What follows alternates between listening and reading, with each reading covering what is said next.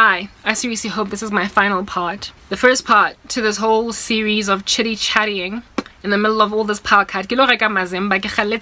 I mean, these people are making me comfort eat. I'm trying to be a fitness instructor.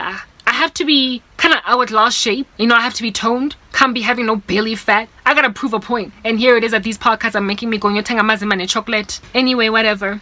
Mazimba wa teng atlong thusa hore ke go through a podcast, because what else am I gonna do? But before we speak about this mazimbarization, yazi ukudla that my mom cooked is so delicious. Wenze tingi ele ya sethu. Yagale. What? Like it's all sour and stuff. What? Talk about probiotics for days, right? Like cultures in my stomach. Killing it. Like eradicating acne on my face. That's what's good. Ding. Eh. Ding ya ding is already fermented, so I guess I ain't all that worried about it going off in the fridge, because already by mere virtue of the fact that it is like fermented pap will be the only reason why it is the only food item in the refrigerator that is not going off, because it's already off. Because kidding, you know, it's like sour milk. Yeah, but like chicken gonna go off.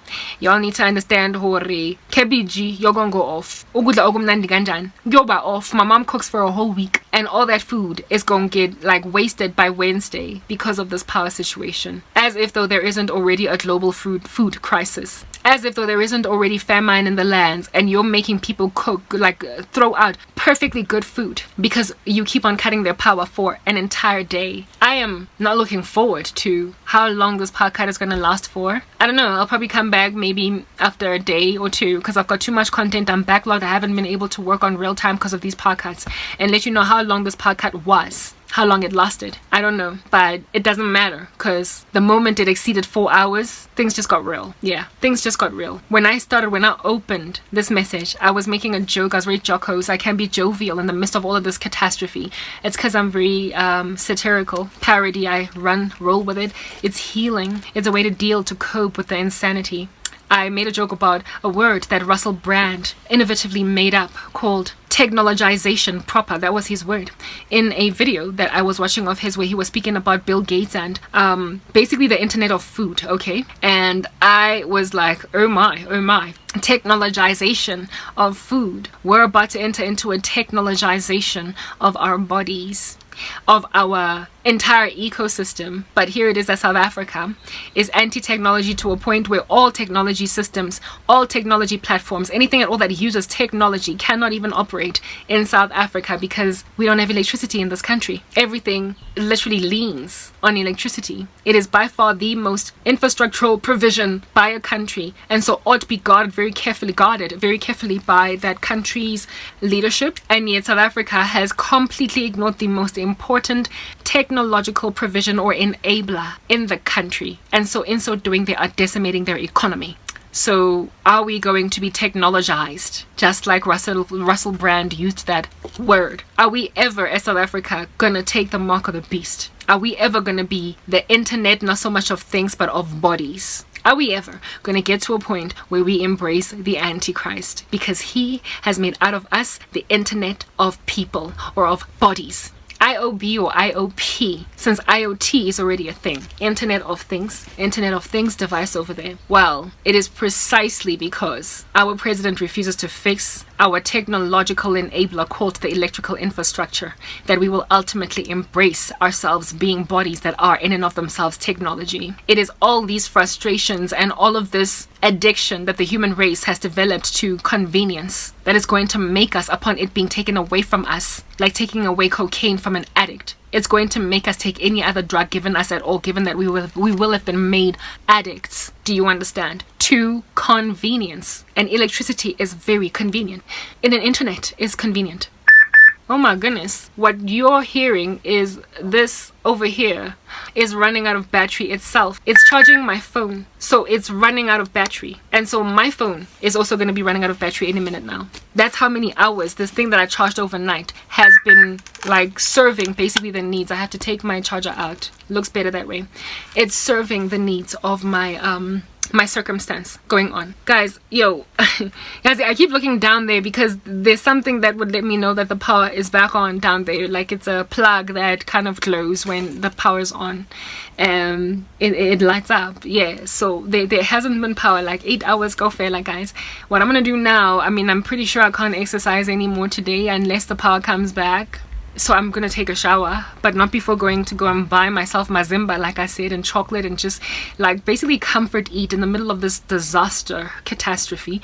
I counseled my mom to get a gas stove, so at least I can warm food up that is yet to go off, but it will inevitably go off if these kinds of power cuts linger. So food is going to be wasted, so might as well just like gimba at this point and finish it all. There's a global food crisis. Why throw away some perfectly good chicken? And who wants to eat motohwa dingi papa ya dingi liwan? It's literally too sour. I get only Brenda ole wa ko TikTok wa dijo tse hectic. That's not what I am. So the situation that we are facing on the ground is ushering in the Antichrist. It is precisely because of taking away enablers of convenience, one of which is electricity, and then Wi-Fi, internet, global communication, ability to charge batteries and stuff like that.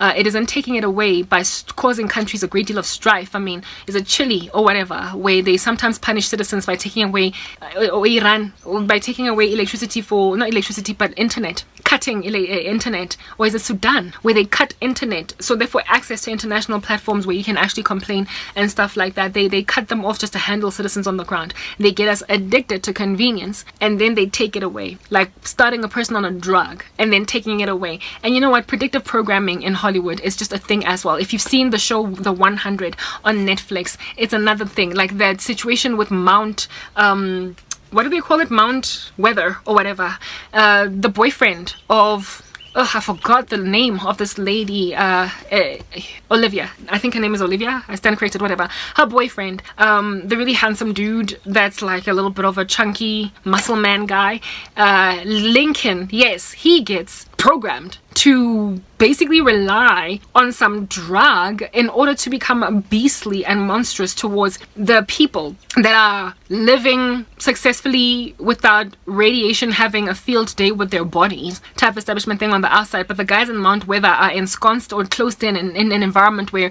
if they open up that environment, they start to die from radiation poisoning. And Lincoln is one of the mountain men or whatever, and they call them mountain men. They convert him by causing him a drug addiction that, upon it being paired together, classical conditioning with some kind of a like funny thing that if they press it, his brain goes like funny if he goes out of his way. They condition him to basically kill anybody at all that, like, you know, and not kill, but also not just kill, but they harvest human blood. They harvest people because the blood of the people who live outside of the radiation zone is able to give life to the people who can't live within the radiation zone, who are at Mount Weather. And so for those reasons, they need like people who live on this, like on the earth within the radiation. They take a whole bunch of strong men like Lincoln and they cause him to be the person to fetch, to essentially harvest, to hunt, to farm human bodies. Thank you. To farm human bodies for the residents of Mount Weather. This here situation is literally just like that one, where we exactly like Lincoln in, what do you call this, the 100.